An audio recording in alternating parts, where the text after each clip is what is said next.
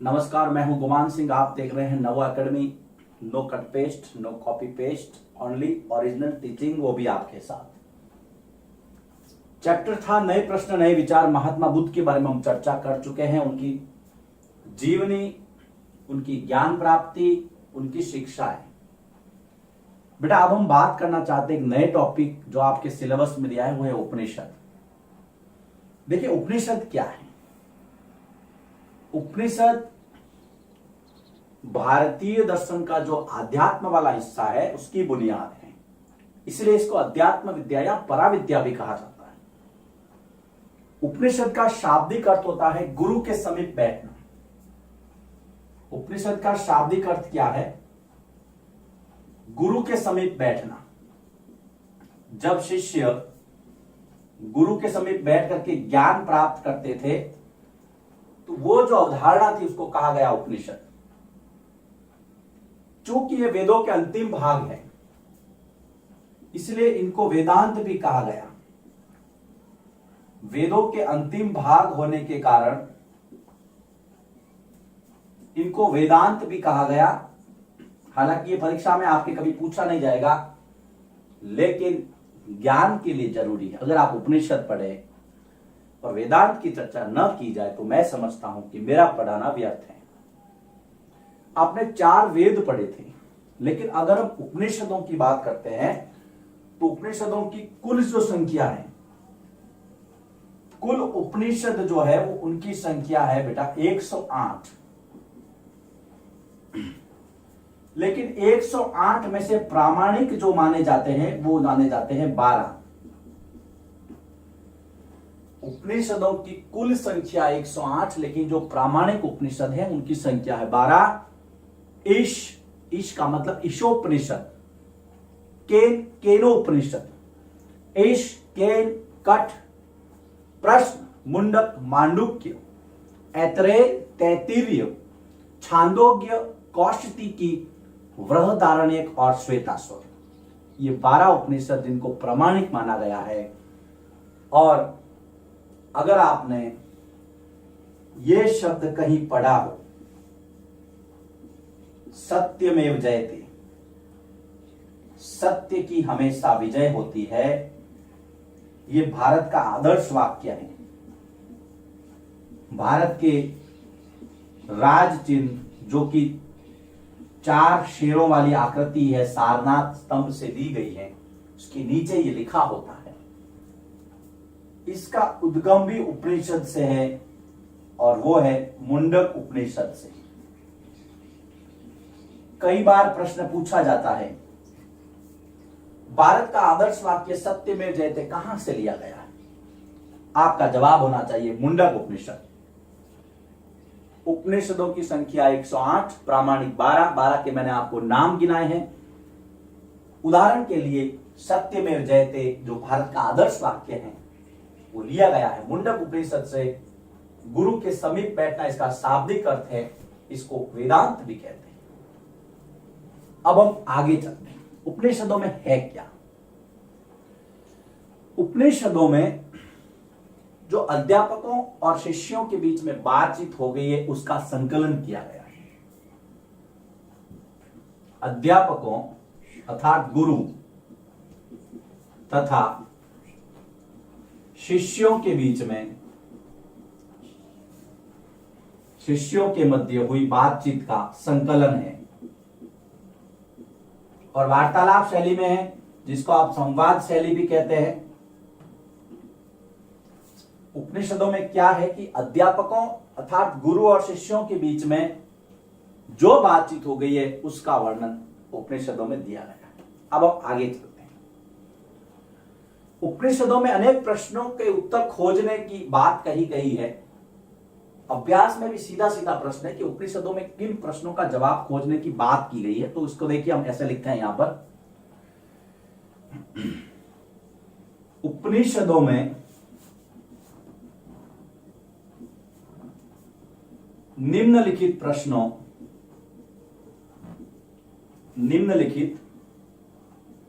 प्रश्नों का उत्तर खोजने की बात कही गई है। देखिए, मैं आपके सिलेबस को कवर करते हुए चल रहा हूं। उपनिषद बहुत बड़ा टॉपिक है, लेकिन आधार बनाने के लिए इतना काफी है जो एनसीईआरटी ने आपको दिया है, जो आपके सिलेबस में है। हम सिलेबस से ज्यादा नहीं पढ़ेंगे, ठीक है। 2-5 बातें हम सिलेबस या टॉपिक के अकॉर्डिंग अगर कहें तो उसमें कोई वो ज्यादा होने वाली बात नहीं। सबसे पहला जो इसके अंदर दिया गया है कि मनुष्य की मृत्यु के बाद क्या जीवन का अस्तित्व है। पहला, मनुष्य की मृत्यु के बाद भी क्या जीवन का अस्तित्व है। सबसे पहला ये जो प्रश्न है, क्या जीवन का अस्तित्व है, पहला प्रश्न। आगे चलते हैं। यज्ञों की उपयोगिता के बारे में जानना कि क्या वास्तव में यज्ञ उपयोगी है। यज्ञों की उपयोगिता के बारे में जानना। देखिए, सीधा सीधा प्रश्न आता है। उपनिषदों में किन प्रश्नों का जवाब खोजने की कोशिश की गई है, तो आपको इस तरह से लिखना है। तीसरा,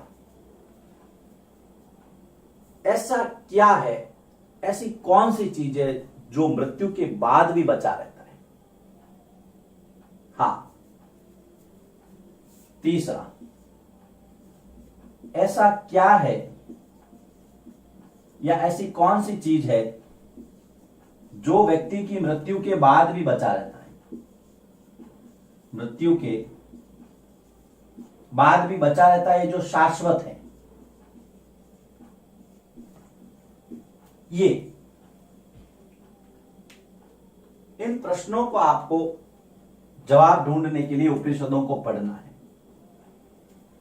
देखिए, मैं इस बोर्ड वर्क का रिवीजन ले लेता हूं। उपनिषद का शाब्दिक अर्थ है गुरु के समीप बैठना। वेदों का अंतिम भाग होने के कारण इनको वेदांत कहा गया। कुल संख्या इनकी 108 है, लेकिन प्रामाणिक 12 ही है। एग्जाम्पल के लिए सत्यमेव जयते जो है वो मुंडक उपनिषद से लिया गया है। वास्तव में है क्या कि अध्यापक और शिष्यों के बीच में जो बातचीत हुई थी उनका संकलन वार्तालाप शैली, संवाद शैली के अंदर उपनिषदों में लिया गया है। ऐसे कौन से प्रश्न थे जिनका उत्तर उपनिषदों में खोजने की बात की गई है। तो पहला है कि मनुष्य की मृत्यु के बाद भी क्या जीवन का अस्तित्व है। दूसरा, यज्ञों की उपयोगिता, क्योंकि कहीं कहीं यज्ञों को टूटी नाव बताया गया है, उनकी उपयोगिता पे प्रश्न लगाया गया है। तो यहां पर इस बात पे चर्चा की गई है, इसका उत्तर खोजने की कोशिश की गई है। ऐसा क्या है जो व्यक्ति जब मर जाता है उसके बाद में भी शाश्वत रहता है, बचा रहता है। 3 प्रश्न यहां दिए गए, तीनों को आपको लिखना है। लिखिए इसको, फिर हम उपनिषद वाले टॉपिक को आगे बढ़ाते हैं।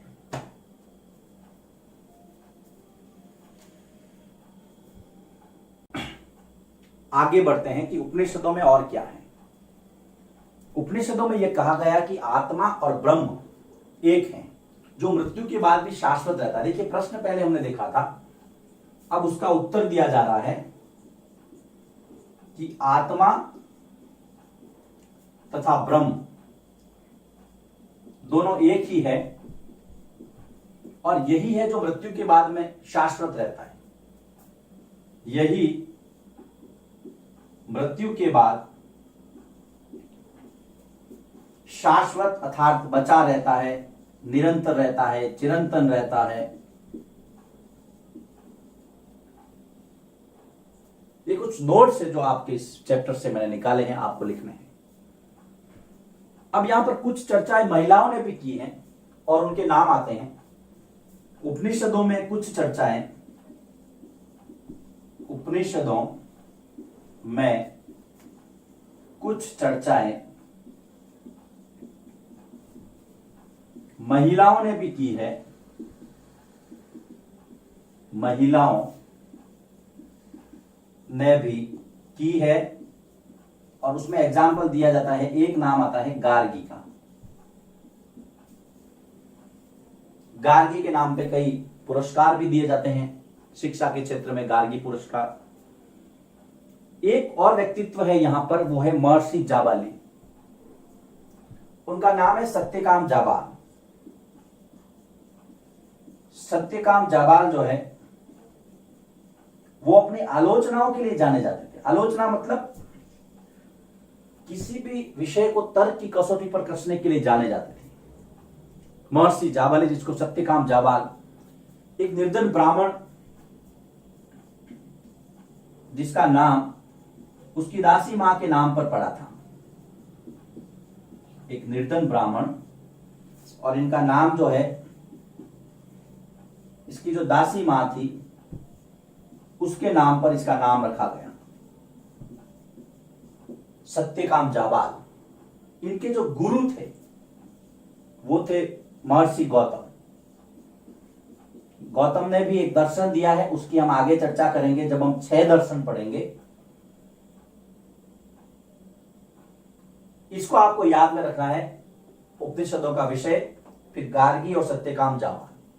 अब हम आगे बढ़ते हैं। उपनिषदों के विचारों का जो विकास है उसके बाद में शंकराचार्य द्वारा किया गया। आपने नाम सुना होगा, उपनिषदों के विचारों का विकास बाद में शंकराचार्य द्वारा किया गया।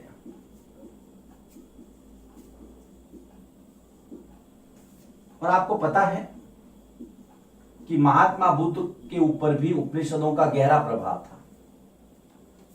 महात्मा बुद्ध के विचार अगर आप पढ़ेंगे तो उसमें उपनिषदों की झलक मिलती है। झलक तो क्या, पूरा प्रभाव था उनके ऊपर।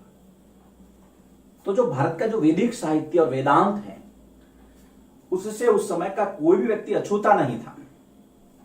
जो मूल ग्रंथ है, जो मूल धर्म है, जो मूल परंपरा है, वो बहुत अच्छी थी। लेकिन समय के साथ में लोगों ने उसके अंदर अपने स्वार्थ के लिए कुछ न कुछ ऐसे तथ्य डाल दिए कि जिनका निराकरण बाद में भगवान बुद्ध और शंकराचार्य जैसे लोगों को करना पड़ा। अब आगे बढ़ते हैं हम।